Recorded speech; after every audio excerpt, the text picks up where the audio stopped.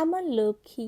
তার আগমনের পর থেকেই আমাদের সংসারটা সুখ এবং সমৃদ্ধিতে কিন্তু পরিপূর্ণ হয়েছে। তার নাম সিন্ধুজা, আর সিন্ধুজা তো লক্ষ্মী মায়ের আর একটা নাম। আর এটা হচ্ছে আমার লক্ষ্মীর ভান্ডার। এই ব্যাংক দুটোতেই সে তার টাকা পয়সা জমায়। তো সেদিন দেখলাম একটা ব্যাংক পুরো ভরে গেছে।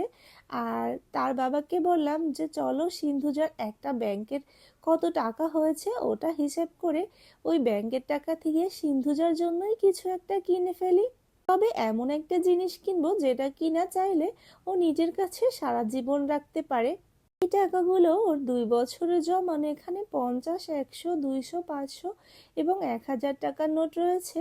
আর এই যে 50 টাকার নোটগুলো না, এগুলো কিন্তু একবার পহেলা বৈশাখে তার বড় মা তাকে দিয়েছিল। সে অবশ্য এখন আর আমাদের মাঝে নেই।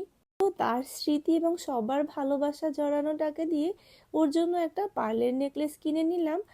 আর এটা কিন্তু সম্পূর্ণ ওর টাকাতেই নেওয়া হয়েছে, আমাদের 1 টাকাও অ্যাড করতে হয়নি।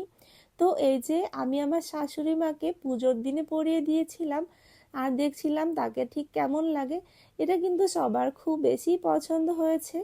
তারপর আমি আমার লক্ষ্মীকে লক্ষ্মী পুজোর দিনেই এই গোল্ডের নেকলেসটা পরিয়েছিলাম।